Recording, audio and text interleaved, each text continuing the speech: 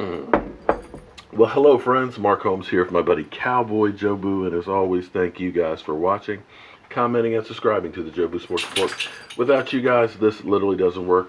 And thank you for joining this morning's edition of Don't Sleep on the Dallas Cowboys, because things happen late in the evening, late at night, first thing in the morning. So you want to be up to speed with all that is the Dallas Cowboys. We're having a little technical difficulties this morning with our monitor, but it is 59 days, 8 hours, 10 minutes, and 20 seconds away from kickoff of the 2018 season when the Dallas Cowboys take on the Carolina Panthers. And we are 13 days away from training camp open, and my God, I know you guys cannot wait for us to talk about practice. Not a game now, but just talk about practice, because I know the offseason is rough. We've heard too much about Dez Bryant. We've heard too much about Earl Thomas and things. But Earl Thomas is a story that just does not quit. And what's beginning to feel like an action movie? You know, when you got the guy who's been kidnapped and he's locked in the trunk and he's out there pulling the wires on the brake lights and he's trying to signal people, you know? It's beginning to feel like Earl Thomas is sending out rescue me messages. I know you guys are tired of it. I know some people think that he couldn't be a difference maker. I've tried to make all the pros of reasons to bring him here. In fact, I'm going to get together with Foots and we're going to have a little debate on whether or not we should take Earl Thomas. I've told you guys, I've compared it to Rod Woodson, the effect that he had with the Baltimore Ravens at 33. In 4 years, 20 interceptions? Yeah. So, I want you guys to look at the positives on it. And maybe I'll try and look through and I'll do some videos on the negatives. But I'm telling you, a guy with that kind of experience, that kind of pedigree and stuff, is going to make the defense better. But regardless, it seems like he's sending messages. You know, it's the rescue me messages. He's not saying anything negative about Seattle. He's saying things that are positive to the Cowboys. Now, I don't know if he's just enjoying the limelight and just toying with us Cowboy fans, because he knows if he says anything that's related to the Cowboys, we as fans and media and stuff are going to jump at it. We're going to talk about it. You're going to be the talk of the town. The spotlight's going to be on it.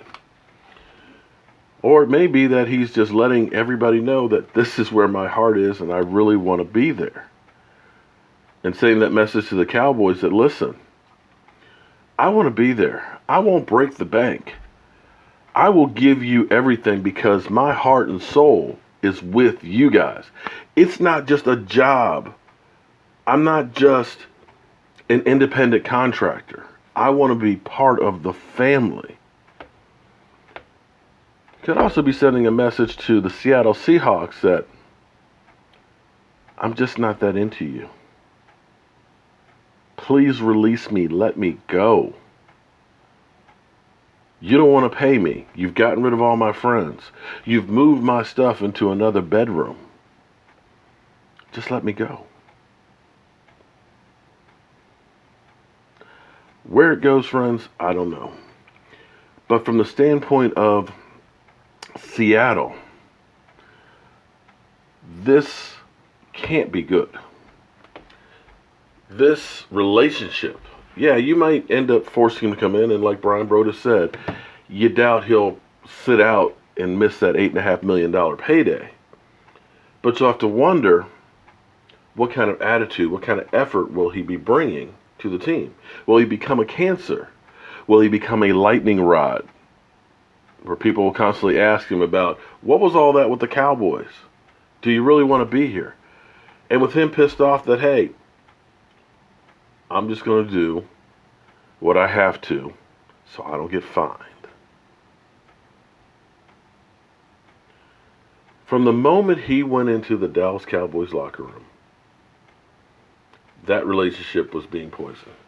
Because you got to think that any player on that team right now is looking at him side-eye if he comes back in that locker room. Bro, are you with us? Your heart someplace else?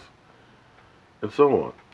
So we don't know how that'll work out, but either way, I think Seattle needs to deal with it sooner than later.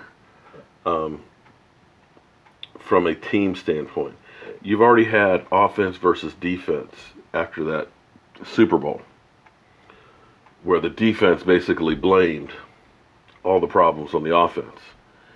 You don't want this rift to continue, because I guarantee you there's still friends and fans of Earl Thomas in that locker room.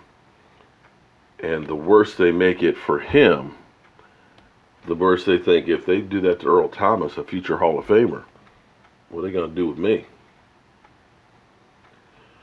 So sometimes you win by losing, if you know what I mean.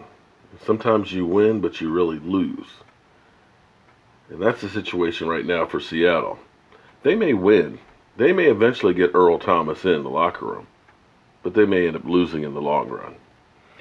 Other than that, of course, we had Tony Romo talking about the Dallas Cowboys, and we did a clip of that last night. And it seemed like that was set up to basically take both sides of the fence and basically try to downplay Dak Prescott and try and make Tony Romo look like the bad guy. But in the end, I don't think Tony was trying to belittle Dak Prescott. I think he was basically saying that Dak's throwing tight windows, and as long as you can throw into tight windows, you'll be successful with or without a Dez Bryant. Time will tell on that one, on how that situation works out. I believe that the offense is going to be ready to rock and roll, regardless of what you hear from other people who are downplaying it, because these guys that are saying that the Cowboys' offensive arsenal is 30th in the NFL are the same people who thought that the New York Giants were going to the Super Bowl last year. So the great thing, and one of the reasons why we love football so much, is it's completely unpredictable. Not only for a season, literally week to week.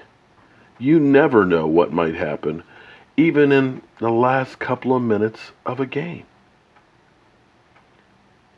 And that's why we're always on the edge of our seats. It's unlike basketball, where you know it's going to come down to a couple of teams.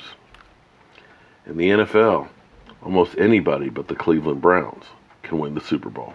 I'm Mark Holmes. This is Cowboy Joe Boo, and I've got kind of a long, rough day to deal with today. I've got to take care of some shit. Excuse my language, but literally, I got to go snake out a sewer line down the country, and my dad's getting a pacemaker put in, so got to get back and check on him at the hospital and stuff. So I'll be in, out, and around today, guys. But you know, any news on the Dallas Cowboys, we will be bringing it to you here on the Joe Boo Sports Report.